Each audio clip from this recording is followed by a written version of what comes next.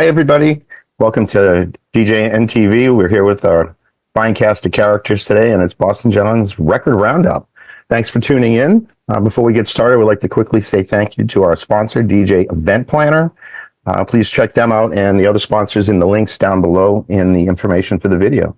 So welcome, everybody. Just want to say hi. I'm going to go across my board here in the order that I see everybody. Hello to Eric.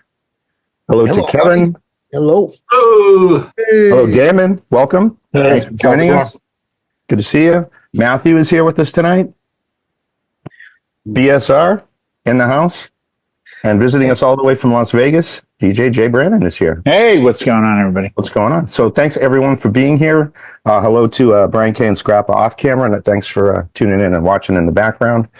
So what we like to do is we like to talk about either an artist, a song, or something that maybe not everyone knows about, maybe fell through the cracks, maybe you haven't looked at it in a while, and maybe a reason to bring it back into one of your, hey, let's bring it back crates and see what's cooking with them. So I'm going to lead us off. I pulled for artist because there's a great number of hits, but this one I just happen to have handy, and I'd like to mention Debbie Gibson. Ooh. Okay. Yeah. Okay, so she was the original Britney Spears, if you will. She was pop candy, 87, 88, 89. And for those 2 years, she was just cranking out dance tunes and ballads. Shake Your Love was 1987. That's the one that I've got here. But she's got also, what's the one that I was looking for? Only in My Dreams. Popular. Only in My Dreams was probably. That was my jam. I think that charted That's a little higher than this. That was my jam. Yeah. She's still with us. She's 53 today, and she's still out on the road. Still doing. She's shows. on the 80s cruise right now. Like, literally, as the show's being filmed, she's on a cruise for the throwback 80s thing. She's one of the main. I saw her perform the other night. She looked amazing. Right. Voice is there, the whole deal. Still beautiful. Put them together with like Tiffany and Well, that was kind of her. I think we're alone. Aguilera to the Britney, Aguilera to Britney, Kylie Minogue. I mean, they've been around since the 80s. Kylie was her own thing, I think. Yeah. Right. Well, even today, you could put Taylor Swift in her category back in that day, I believe. Too. Yeah. Really. Solo singer. Yeah. She was pre-Mandy Moore, who did Candy and all that stuff. Yeah. But the fun thing about Shake Your Love is she actually wrote it. It's not like that people are like spoon feeding her music. So she actually was. Oh, I didn't know she that. got the writing credit on this. So she got publishing then. Nice. So, that's her money. So that's for me. I'm going to say give Debbie Gibson a listen. She also had Lost in Your Eyes, which was a kind of a beautiful ballad, song. beautiful song. And she had a cologne you could buy at Kmart called Electric Youth. Electric Youth was a big one. That was another one. Yes, I put seeds. Foolish Beat. Yeah, There's a story behind that. That's I was like, so I don't want to ask. I don't want to ask what high school girl told you. It was kind of fun spraying on random people at the club. It's like, this is my favorite cologne. If you ever want to go out and buy me something, Brian. kind of a floral thing going on there. If you want to buy Brian something, he wears Dracar Noir. You can get it at CVS. Do they still make Paco Rabanne? We're not even Paco Rabanne. They still make the Paco Rabbit. Yeah, that's the stuff. Yeah, that's the one. All right. Thank you for the input. And so Debbie Gibson, my pick. Check her out. She's got a bunch of songs. Look for her top 10 hits. Eric, what do you got for us this week? I'm going to blow you guys away, and I always try to.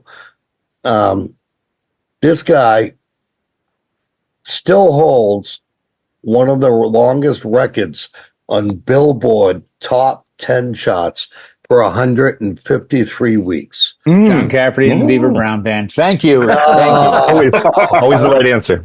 Always the right answer. You're gonna say you lying well hung DJ when I tell you who this is. Okay. You prepared a lot for that one, didn't you? You actually practiced saying that. I wrote That's it on down. a 3x5 card. He didn't just lost our one. PG rating again. Yeah, there we go. I wrote it down. Gosh, darn it. Wouldn't forget it. Okay. Hold on, John Young's calling me. He has sold over 1 million records. And that's not a lot, really. I mean, but he's sold over 1 million, and we all know him. Now, here's the, and you're going to say no way, but we all know him as the Bang Zoom You know who I'm talking about? Okay. Jackie Gleason. Oh, Jackie Gleason. Oh. Thanks him to the moon, Alice. I wasn't close. No. From the honeymooners. And last night he brought this up. We're like, I've never heard of Jackie Gleason anything. All right, well, listen, I'm gonna give you a little history now. Okay. So Jackie Gleason could not write or read music at all. Like everyone today. Well, kind of. Yeah. But you know, Billy Joel. what this guy would do is he would explain the tune or the music he wanted to these writers vocally, and then make it happen. And I remember in one interview that he had it wasn't the sound he wanted. So Jackie Gleason said, listen, everybody, wet your guitar picks, put it in water, dip it in water, and then stop playing. And bang, that was the sound he wanted for that particular track. It's just amazing. Now, this guy, I'm losing track here. He actually wrote this, it was actually Jackie Gleason and his orchestra. That's what made him famous before the Honeymooners. And you know the Honeymooners theme, right? Right. He wrote that. Oh, he did? Well, wow. He explained what he wanted, and they made the music. So technically he wrote it, but he didn't, if that makes sense. Yeah. It does. He had a ghostwriter, so he just explained it and someone else. He would hum it, and then they would have to transpose that to notes. You're right. He would say, this is what I want it to sound like. Do this, do that. Actually, track, if you don't know the name of that track, is You're My Greatest Love. That's Jackie Gleason's creation for the Honeymooners theme. That's interesting. I didn't know any of this. No, I didn't either. I knew Eric went to high school with Jackie Gleason, but I didn't know this part. I knew Eric was a sumbitch, but I didn't know this part either. Some bitches, yeah. But bastard. There's just justice. We all know Jackie Gleason as the actor and right. Smokey and the Bandit, and he also did another movie with Tom Hanks called Nothing in Common. I remember that. Yeah. If you've never seen this movie, take 2.5 hours out of your life and watch it. Movie. It was a really good movie. It is a very good movie. Tom Hanks plays Jackie Gleason's son in the movie. Can I ask a question? Yes, sir. Yes. What years was Jackie Gleason active as a composer-conductor?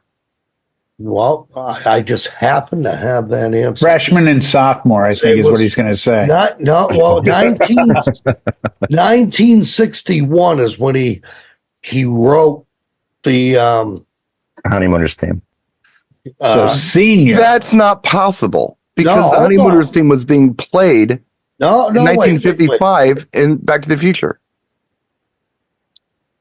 That can't be right. That's time travel. That's Here we go. Somebody thinks the DeLorean is real. There we go. Hold on a minute. I got my facts. Just give me a second to pull them up here. I got a lot of notes. I'm here to fact check because I watched Back to the Future. 3 hours later. Only a half-hour show, man. Right here, 1953. Okay. 69. Okay. When he was doing the orchestra stuff. Right on. But we all know before 69, the Honeymooners came in. Right. Before 69, it was boring. Oh, yeah. I'm sorry. Which show are we doing? No, but 1961, he actually earned an Oscar nomination. He didn't win it, but he held back on that word. For, I can't even say the word. Somebody help me. Melancholy. Melancholy. Is that what it is? Melancholy. You guys met my wife earlier. There's got to be somebody that owes you money that you can go collect from right now. No? He's a piece with the Oscar. Oscar. Yeah, Oscar. No, Oscar. He was nominated, but he didn't win. I didn't know there was a K in the word Oscar, but he earned an Oscar nomination. A W. Anyway, very good. An A. Ooh, Oscar. All right, so Jackie Gleason. That's a good pick. Nice. And 158 weeks, you said it on the charts. That's a lot. That's a lot of weeks. That is a lot of weeks. It's like 4 years. 153. But you have two choices: this or Pink Floyd, "Dark Side of the Moon." You pick one. That lived on the charts forever, like 10 years, right? No, but didn't Michael Jackson's Thriller live that long too on the charts? I thought it was. I don't know, but it's. I don't. I wish I had a phone that I could say, "Hey Siri, how long was Michael Jackson?" My phone just lit up. No, so did everybody who's watching the video. Their phones all just lit up. Thanks, Jay. Thanks. Sorry, everyone. Close with Siri. Yeah, Alexa, and then what was the album? Alexa? Yeah. No, but that was my pick because everybody associates Jackie Gleason with acting, the honeymooners, interesting, drinking, but they never knew. Yeah, they never knew he sold 1 million albums. Dying young, or something he never actually wrote because he didn't know how to read or write music. But he explained it vocally. Well, he created it, though. Right. He did. A lot of guys can't write and read. Billy Corgan, watch the Rick Beato. He can't read or write music. He explained to somebody how he wanted an orchestra to sound. That's obviously what Jackie did. He said, I want it to sound like da, da, da, da, da. And the guy's job was to take da, da, da, da, da and transfer it over to play this. I think there's a ton of that kind of music out there. So I hope with my it shows talent. I hope with my pick, it put a different a perspective on Jackie. Yeah, that's parallel universe. To you some bitches, okay? Go ahead. Thank you, Eric. Appreciate that. Thank you, Buford T. Pusser. I appreciate it. There you go. Yeah. And watch Nothing in Common. Yeah. Kevin's got something to say. Kevin, what do you got for us this week? My song that I have is probably maybe almost a one-hit wonder. It was two young ladies. They were from Russia. They did, this is their second album, the first their native tongue, It's gonna be. which is, and the artists' first names are Lena Katina and Julia Volkova, and the group was called Tattoo. And wow. All the things she said, like right? TATU? Yeah. And then the other song that I have that I'm familiar with is Not Gonna Get Us. I remember that one too. Get us. Not gonna get us. Yeah, I didn't know they were Russian. Tattoo. Yep, they were Russian. They stayed together till 2011, separated. Supposedly are back together in 2022. Did perform at the opening ceremony of the 2014 Winter Olympics in Sochi. Wow. I think they were dating, if I'm not mistaken. Really? I think there was that kind of element about the group Tattoo also, which made that All the Things She Said song just a little bit more spicy and erotic. And if you happen to watch the Not Gonna Get Us video, or was that the one? There was one of them. It's very violent at the end. There's gunfire and blood splattering all over the wall. And it's like, what are you gonna do? So you got sign of the times, not Prince. That's a vodka. That's a killing. That's what happens at the end of a long day of vodka. Worms ones that always got stuck in my head back when I was youth. That's a great song. I played that a lot in like early 2000s or whenever that hit, like 2001, 2002. That was 2000. Let me see. That's gonna be right around there. Released in that was 2003 was the second one. The first one was 2002. Yeah, I was hoping you would say 2018 just to see the look on your face. Like, yeah, that's what I meant. So Tattoo. Look up the group TATU with the little accent over the top. So I wasn't far off with Tapao. Let's be blunt. No, I mean, I got on the green. I wasn't in the cup, but I got on the green. Yeah, you weren't in the sand trap anyway. The weird thing is I'd already done the Pal Heart and Soul. I think the couple weeks ago or so. Yeah, you did. You did give. I don't pay that much attention, so that would. Be I don't even know if you were here. I think you were traveling, Jay. I could have been traveling. I was thinking of a Romanian act, but it doesn't matter. You guys wouldn't know it anyway. Oh, you got specific now. Right. Well, you still got time to change your pick if you see how. No, I'm on my pick here. You're on your pick. It could have been my pick. It's sitting here ready to go on deck. All right, excellent. We would like to welcome a first-time appearance for Damon. Damon, you get a song or an artist that you'd like to share with us and have us look into. Yeah, I sure do. Thanks for letting me join, guys. Absolutely. Right. Okay, well, I'm going to take y'all back to late 80s with a group called Seduction. Put you on the 12 mode right now. The song It Takes Two. That's my favorite one. Takes two. It takes two. Me and you. You got to pitch it up a little bit. Oh, that's sweet. I'm a +3 pitch, no master tempo change guy on that track. Here he goes. Yep. Exactly. He's and a of fan course, of that. there's also the guys who produced that track back in the day. You know, CNC, David Carrillis and Robert Cole. I mean, a lot of people didn't know that unless you was a DJ, you know? Mm-hmm. Especially the they didn't know who they were yet. Yes, really? They didn't know who they were yet. Yeah. Okay. So that's my record for today. I like Heartbeat, too. Damon. That's a really good song. Heartbeat was a good one, too. I like both. I used to wear both of those tracks out. Now, I would argue that would be freestyle. Some people would argue that would be music, but I think it fits either category. I think I put it more. I played it more in the freestyle sets. Me too. Yeah. I have a Stevie B remix of that, so I would go shut freestyle. Up. You don't got nothing. Sorry. Stay in your lane, pal. Shannon did background vocal, right? Was that Shannon that did background vocal? I'm just wondering. Yeah, wasn't George Lamont in there somewhere too? I think George Lamont produced it because I remember Lisa and the Cult Jam were the engineers. I'm just saying. That's the version I got. I'm just saying. Jay, don't you have a phone call to make? Yeah. What's that? Where am I? Vegas? So Google all those names, freestyle heads. Google all those names that you just heard because those are all great songs. Great pick. We covered the entire freestyle world there. Great pick, man. It is. I love that. That is great. That's a banger. There are different versions of that track. There's certain versions that just hit right. I mean, just even a listener. They just hit right. Other versions like they belong on the adult contemporary channel or something. The one that starts with the keyboard, right? Like kind of the electric piano. It's gonna be fast. That's the right one. I think we should all listen to it after the show. Actually, no, the right one doesn't start like that. The right one starts with a beat.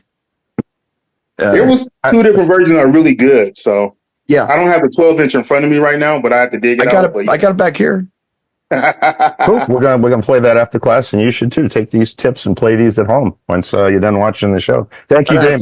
Great pick, man. It's located in 12C, Brian. 12C. Row 12. No, he's alphabetical now. I do have a freestyle section. See, that I do have. 12. That's in 12. I know. Yeah, it's separate from everything else. It's the second biggest section after Prince. Freestyle and now Prince is in pop, but freestyle and disco have their own sections aside from pop. But, as they should. Yeah, and you grab them all at once. Sometimes one plays in freestyle. That's it. Got to bust out the freestyle for sure. Thank you, Damon. Appreciate that. Great, David. Matthew, great choice, man. Nice one. Thank you, guys. Matthew, you going to play with us tonight, or? Yeah, I'm in. You're in. Okay. What do you got for us this week?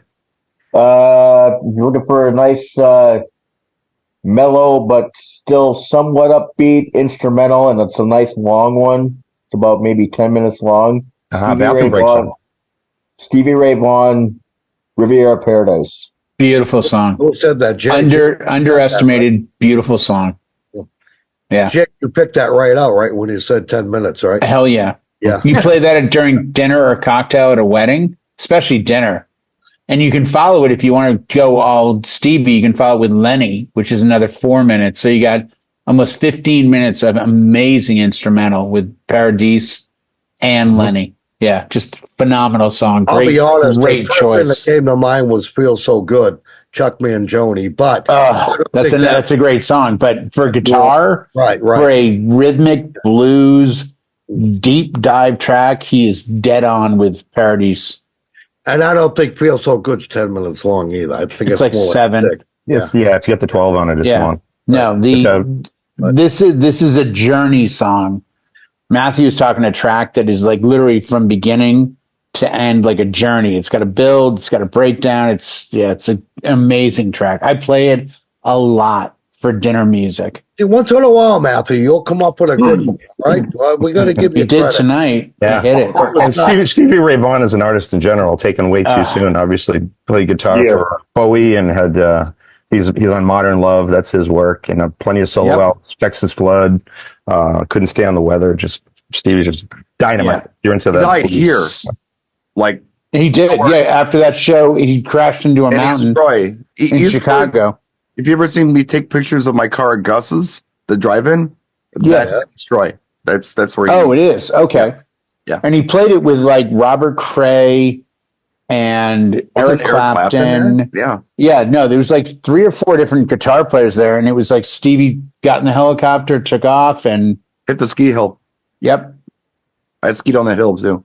Yeah. That's a shame. Yeah. It really is. And Alpine insanely Valley talented. Music Amphitheater. Yep. It's Yeah, still that's, in operation. yep, 100%. With 1990, 91? Something like that. Yeah, it was 90 or 91 it happened. And I think it was in the summer.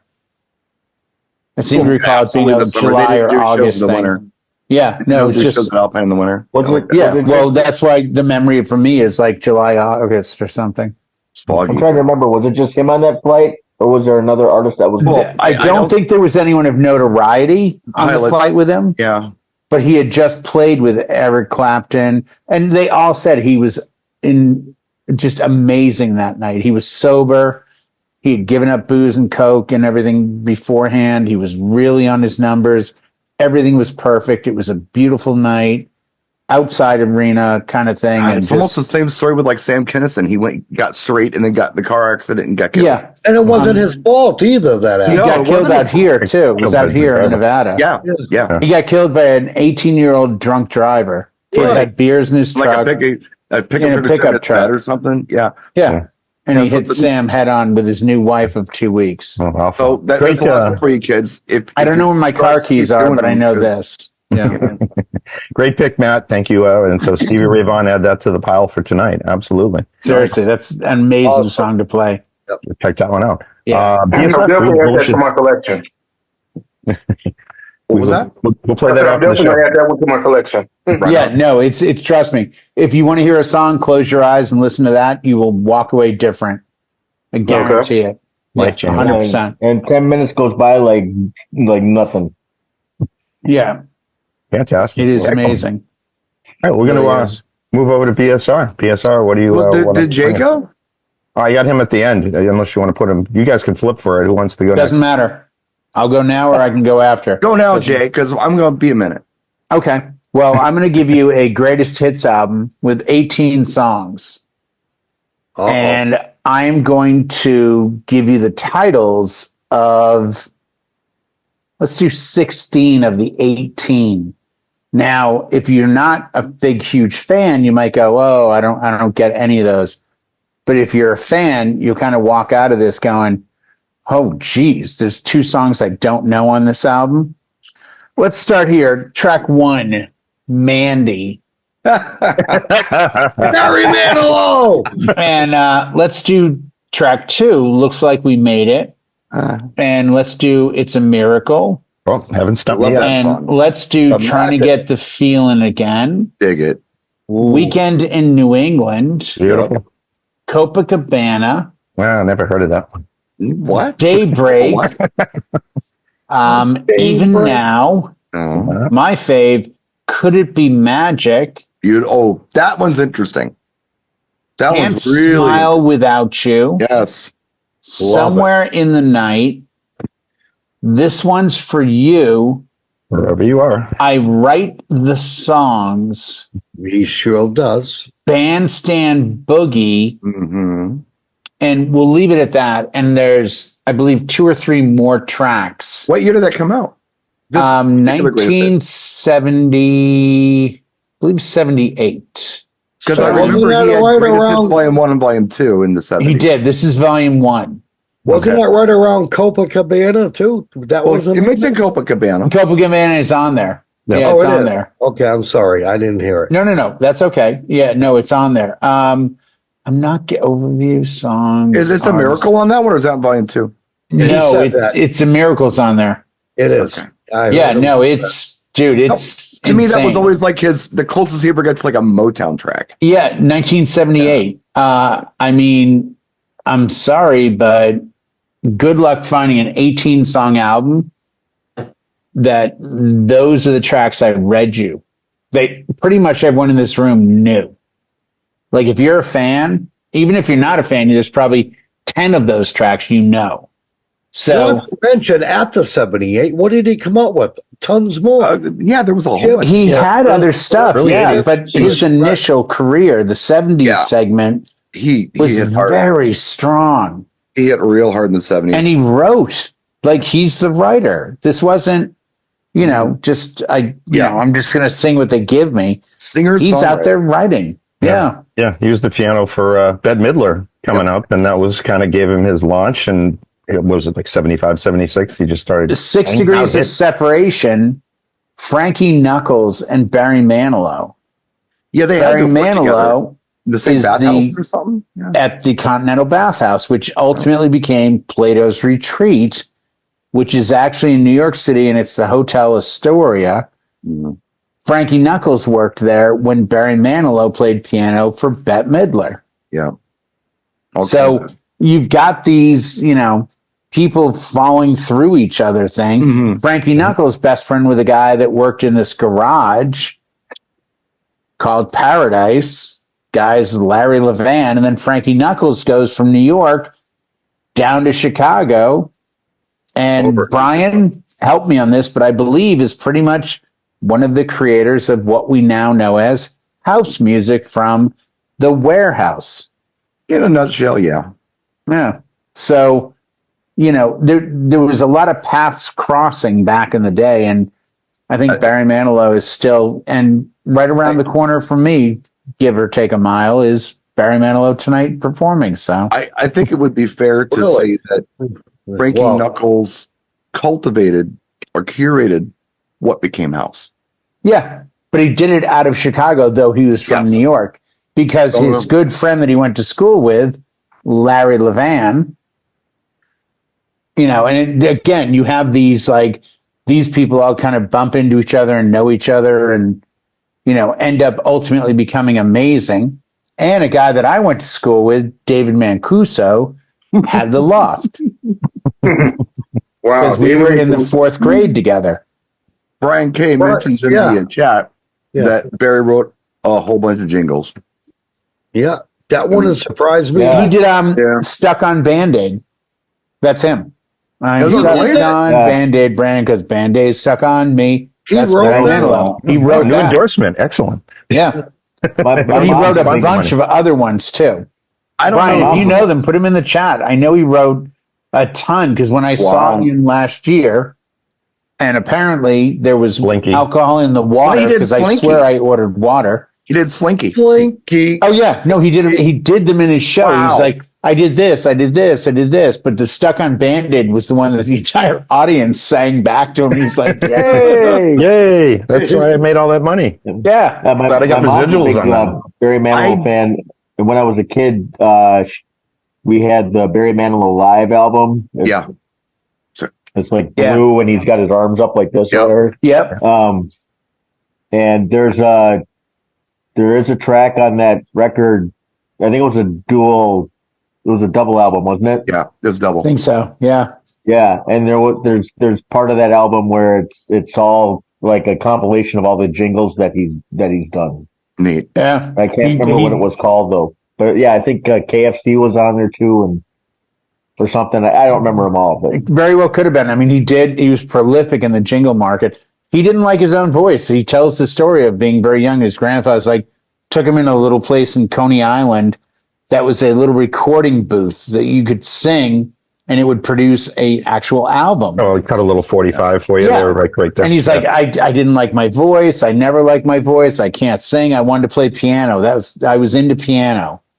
I'm reading it now. My grandfather made me sing, and look what it got him. Yeah, look what happened. He did a Dr. Pepper commercial. I'm sure he did.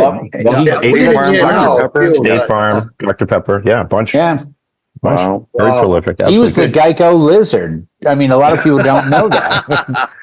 I had to lose a lot of weight for that role. That's really good character, AI does a miracle. It really does. This can't be true. This can't be true. He did Like a Good Neighbor. State Farm. He probably did. Wow. Dude, he was I'm going through the list. I'm like, wow. Yeah, they're all short. They're all like, that's it. Like, it's a short little thing. He didn't write a theme song. He was like, he didn't write Stairway to Heaven. He was like, here's 6 words and a little bump. Yeah, what do you got? Insurance, Like a Good Neighbor, State Farm is there. Grab a bucket of chicken for KFC. He did that one too. Matthew brought that up. Yeah, he did KFC. Yeah. Feeling free for Pepsi. Wow, there's a bunch. That's some deserve a break today, McDonald's. Wow, wow. Anyway, go ahead. It's pretty impressive. Amazing. I can almost hear Eric's head exploding. It's actually a lot more to the impressive record than roundup, Eric. Mandy. You know, I don't know. It just somehow is.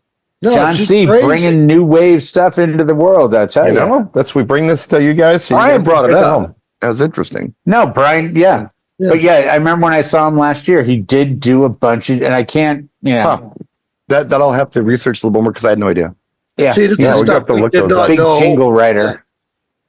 I love it. We all learned something again tonight about now Barry Manilow and Jackie Gleason. You know? Yeah, I didn't know he had an album.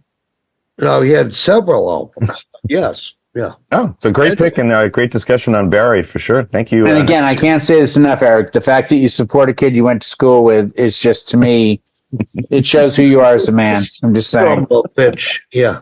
All right, go ahead. I think Brian's up. Brian's up, yeah. BSR bringing us home. What do you got? What Prince album do we have this week? Oh, Jay. I did a crate dig with the kids this week that I thought I'd share with you first. Oh, yeah, you did a good crate dig. I share it with the class, but I'll share it with the world now. So here we go. Everything's $2, by the way. In the last record that I'm going to show you here, I got in the crate dig, and that is going to be my artist pick this week.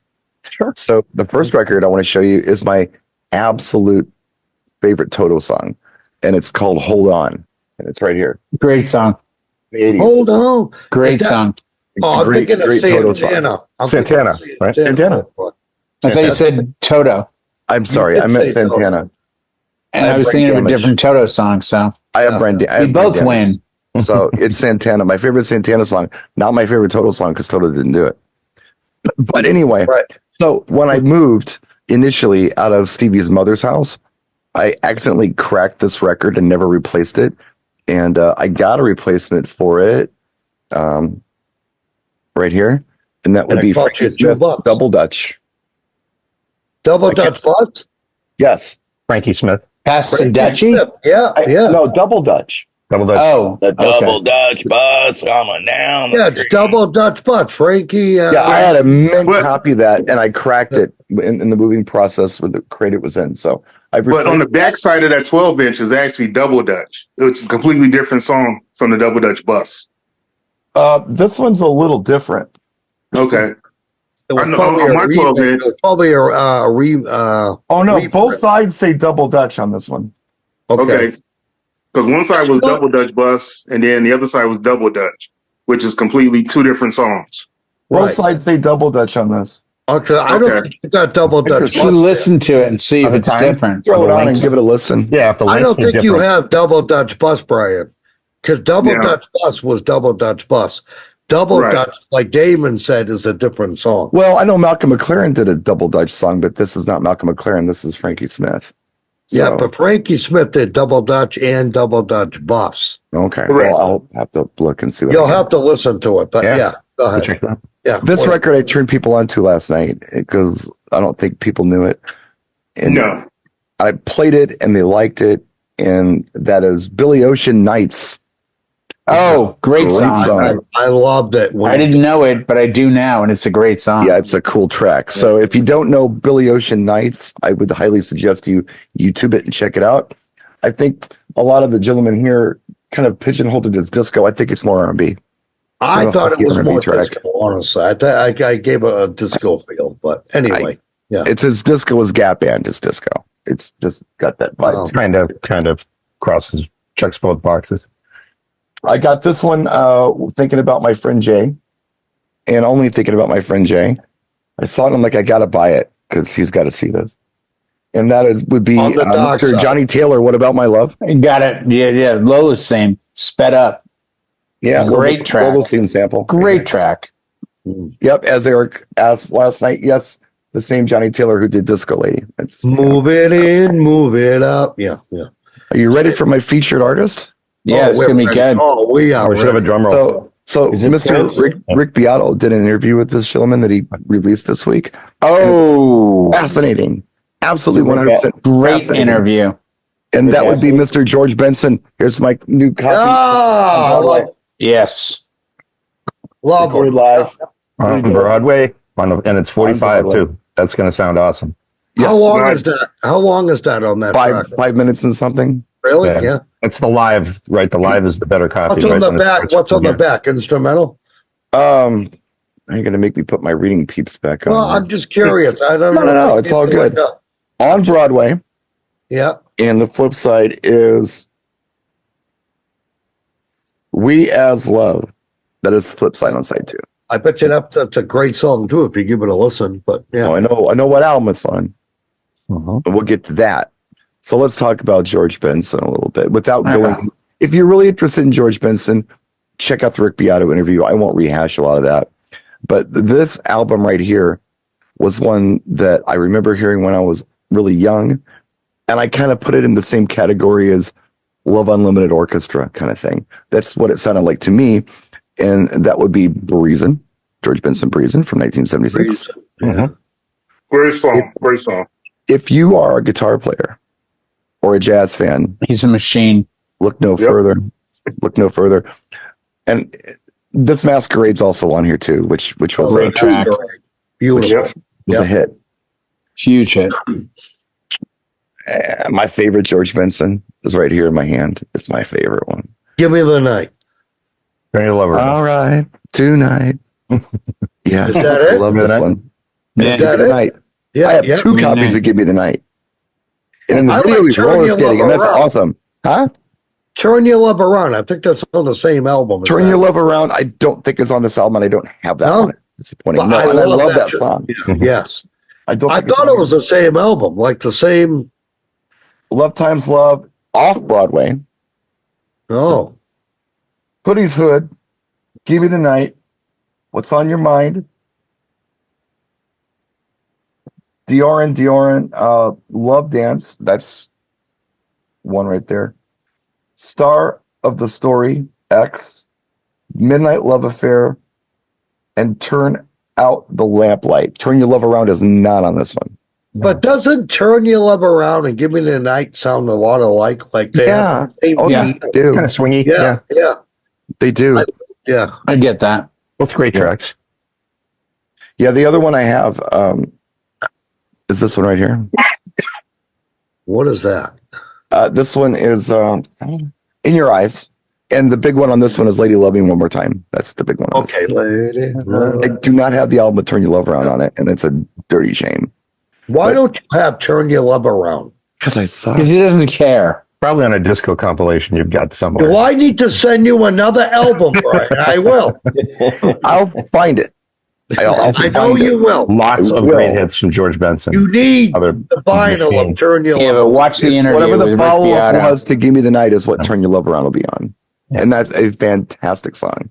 It is a great song. I think you need the vinyl to that. Herb Alpert signed him just because he'd heard about him. Yeah, to A&M Records. A&M Records. Yeah. A&M Records. And they mentioned this in the interview.